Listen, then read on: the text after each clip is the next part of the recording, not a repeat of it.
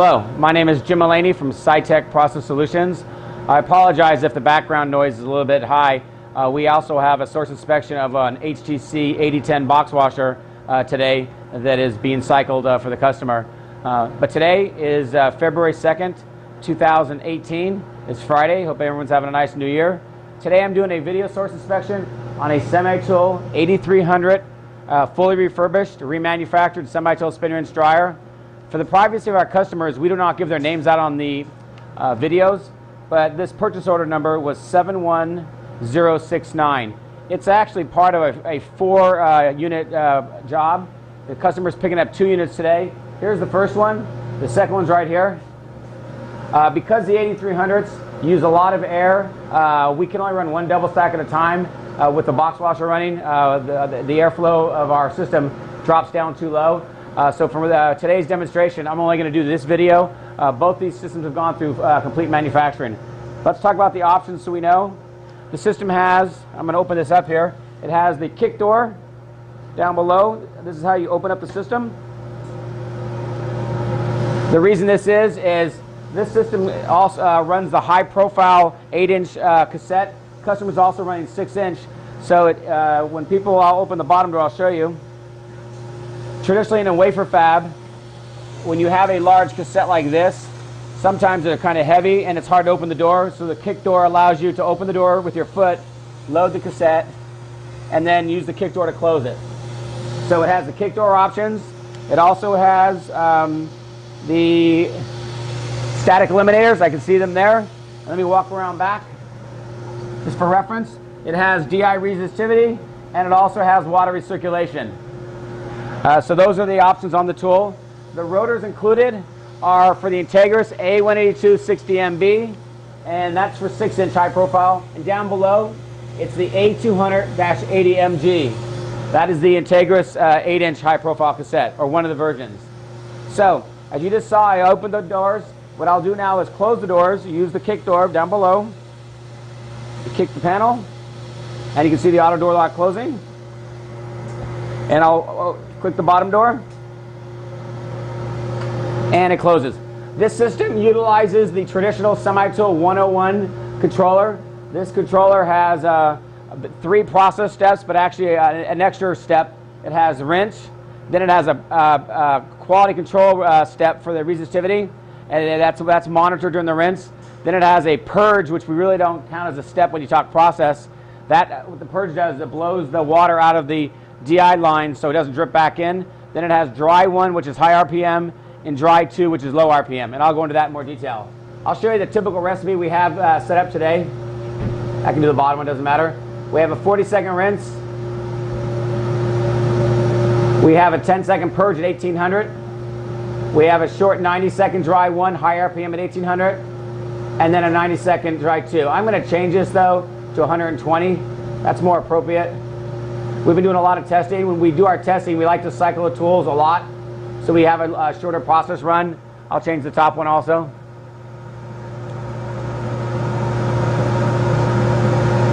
This shows you how easy it is to change the process. And I just saved both processes. So as you saw, I just loaded the cassettes. I showed you how the bottom was loaded. Now you can either hit start from the bottom, or most traditionally people use the start button. So I'll go ahead and hit start. And I'll talk about this for a second before I start the bottom one. We're now in the rinse. As you can see the water rinsing. You can see the RPMs. The traditional controller, the 101, is usually plus or minus 4 RPM. This is right on line, plus or minus about 2 RPM. So we're good there. I'll go ahead and start the bottom machine. Watch the rinse coming out. There we go, rinsing nicely.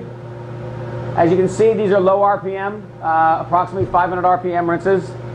The traditional process for semi-tool is that the customer runs between 5 and 800 RPM in rinse. Dry 1, which is the high RPM dry, which I'll go into more detail, is between usually 1600 and 2200. And then dry 2, which is the low RPM, again it drops down to more like the rinse RPM values of anywhere from 500 to 800. They're all customer defined, and the semi-tool manual gives you a wide range of your choices. Okay, we're now going into dry 1. We already went through the purge. This is the high RPM. You can see the purge here. We're doing a quick purge as it ramps up. And we'll go into dry 1. And there we go. All right. So what I'll talk about then is some of the support Sitek has. Actually, I'll talk about the refurbishment process first. So what happens is, when we remanufacture a tool, we take a system, take it all the way down to the bare frame. We send all the bowls out to have them reprocessed and electropolished. We do a re-electropolishing of the manifold, something that came up years ago that we found that if you don't electropolish the manifold, that sometimes has corrosion in there and you'll actually have some higher particles. We then do a dry build, and so we test all the heater blankets, test all the process switches, we rebuild the motors, we go ahead and rebuild all the ACR valves, replace any of those as necessary if they're defective. We then start the dry build up. We replace all the Teflon tubing for both DI and N2. We replace all the pneumatic tubing, and then we build the head up into a system that looks more like this. This would be a system that has no poly on it. This would be out in our dry manufacturing. This one just came in the test. And in our dry manufacturing, it's then ran without water. Once it passes the build, we have another technician do a quality control on the tool. We have a multi-step quality control program. If it passes the dry test, it's brought in to wet test like it is now. The water's hooked up to it because you can never test water leaks in dry test because it's only air. We go through testing here. If it turns out that it passes, which they usually do, we then have another quality control with another detailed checklist to make sure it passes.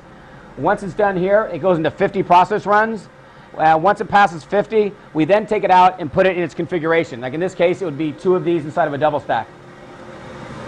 All right, so that gives you an idea. Then when it's in wet test, we put all the skins back on. We do all the wet testing first with the skins off to do any debugging. Then we put all the skins back on and another 50 runs in the wet test. We're now into dry 2. We have about a minute and a half to go.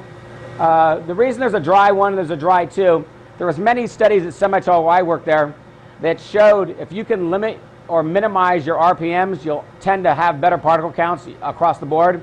So Semitol uses a dry 1, which is a high RPM dry, to sling the water off of the substrates and the cassette. And then it uses a lower dry 2 back down. In this case, you can see 500 RPM, and it utilizes centrifugal force, hot N2, and the bowl heaters to dry out the wafers and the cassette. So we have about 30 seconds to go, and then we'll test these. What I'll do is, because it's only 30 seconds, I'll wait until this process is done, then I'll talk about what we have to offer on our website. You'll see we have 22 seconds left and about 40 here. Again, I'll have to use the foot down below to open up the process because there is no way to open the door. These have auto door locks in them, which is a pneumatic piston, so it's locked right now.